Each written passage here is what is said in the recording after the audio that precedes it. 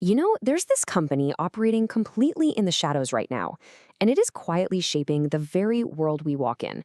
Governments absolutely rely on it, Fortune 500 corporations depend on it, and honestly, chances are your own data has passed through its servers at some point, yet most people don't even know it exists. Today in this explainer, we are talking about Palantir Technologies, a massive, almost invisible AI and data company that essentially built an engine to see everything and everyone. Okay, let's dive into this. To really understand Palantir, we have to rewind to one very specific date, September 11th, 2001. Because in the aftermath of those attacks, there was really just one burning question dominating intelligence reports for the next decade. How the hell did we not see it coming? And the agonizing reality was that the US government actually had all the data. Multiple agencies held individual pieces of the puzzle, but nobody could connect the dots because there was simply no single pane of glass to view it all. That massive, catastrophic intelligence failure, that created the ultimate problem just waiting for a solution. And surprisingly, that solution came from Silicon Valley. Peter Thiel, the co-founder of PayPal, had just made millions stopping credit card fraud using these incredibly complex algorithms. He looked at the intelligence failure of 9/11 and had this radical core idea. He basically asked, hey, if our anti-fraud tools can detect a stolen credit card, why on earth can't we build tools to detect a stolen airplane? He wanted to take that exact same algorithmic logic and use it to find the next terrorist before they even booked a flight. So he named this ambitious project Palantir. Now, if you're a fantasy fan, you know exactly what that is. Yep, the ultimate global spy tool was literally named by a bunch of Silicon Valley nerds after the magical, all-seeing stones in the Lord of the Rings universe. But honestly, it is a perfectly fitting name for a company that, right from day one, was utterly obsessed with total visibility, immense secrecy, and constructing what they basically saw as a God view of the world's data. Now, you've got to understand, Palantir did not start out like your typical bubbly tech startup. There were no press tours, no ping-pong tables, engineers were sworn to silence, and their office felt more like a secure bunker. But what truly solidified their whole myth and mystique was where their money came from. Their very first investor wasn't some traditional Silicon Valley firm. It was In-Q-Tel. And if you don't know what that is, it's literally the CIA's very own venture capital arm. Yes, the CIA backed them directly to build a platform that could do what no human analyst ever could. Because the intelligence world is just an ocean of messy data. Palantir's whole goal was to take all these wildly different, disconnected data points. Think government emails, random surveillance footage, passport logs, satellite images, international bank transfers, and just blend them all together. They wanted to sift through that absolute chaos and put it onto one sleek interface to spot the threats that were hiding right there in plain sight. So how exactly did they go about building this God view? Well, it definitely didn't happen overnight. Early on, the software was so buggy and incredibly complex that one official actually joked it was like flying a space shuttle just to find your car keys. But under the guidance of their eccentric philosophy PhD CEO Alex Karp, they really found their footing. Now, Karp famously insisted, we're not in the business of surveillance, we're in the business of understanding. But in practice, what Palantir was truly selling to these massive agencies was certainty. The promise that somewhere in all that global noise was the truth, and only their software could dig it up. Which brings us to a massive turning point for the company, their pivot to the corporate world. And this brilliantly illustrates a simple truth Palantir realized pretty quickly. Governments move incredibly slow, but corporate CEOs, they can sign massive checks overnight. So they decided to repackage their military-grade technology. On one side, you've got Gotham. That's their original defense platform used by soldiers in combat boots to track insurgents, and it has an interface that looks a lot like Google Maps. But on the other side, they created Foundry. Foundry traded the combat boots for a buttoned-up suit, bringing that exact same massive analytical power to Fortune 500 companies to do things like optimize clinical trials and map out incredibly complex global supply chains. It didn't take long for Foundry to become a digital consigliere for the corporate world. I mean, one user literally said, we used to make decisions with intuition. Now I make them with this magic rectangle. It was a total game changer.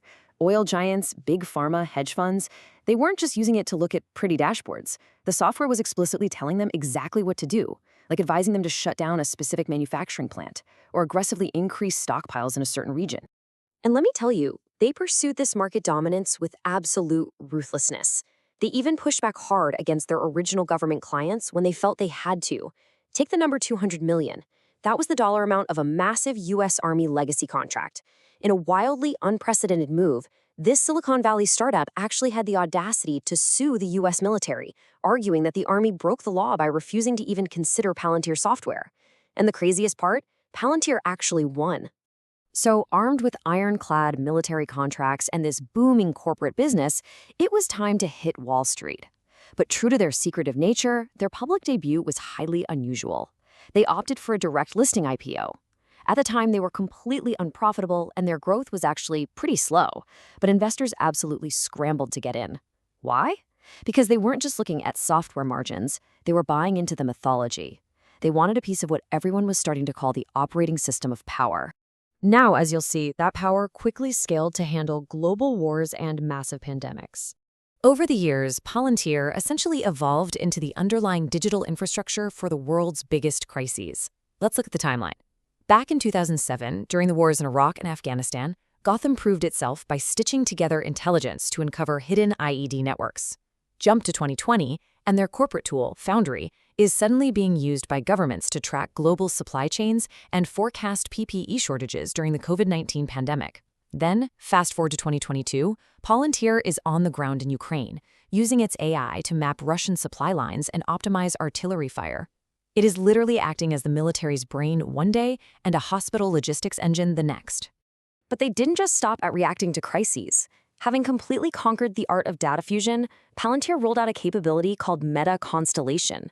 And this is a monumental shift.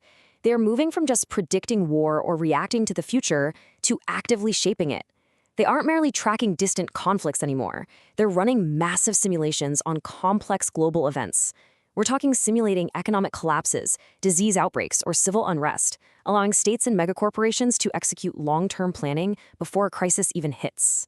However, deploying tech with this much reach creates a massive privacy paradox. So the crucial point is this. When you wield a tool with this much raw analytical power, the lines between foreign defense and domestic surveillance inevitably start to blur. The exact same technology that was originally designed to stop IEDs and track insurgents in war zones was eventually utilized right here at home by Immigration and Customs Enforcement, or ICE. Palantir's software was used to identify undocumented workers, map out their social networks, and actually recommend detentions. Naturally, this sparked severe alarms from civil liberty groups and privacy advocates.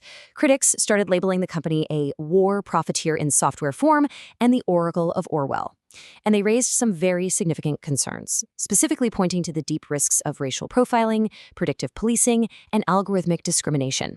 Activists heavily questioned what happens to our basic civil liberties when a potentially flawed dataset essentially becomes an unquestionable digital warrant.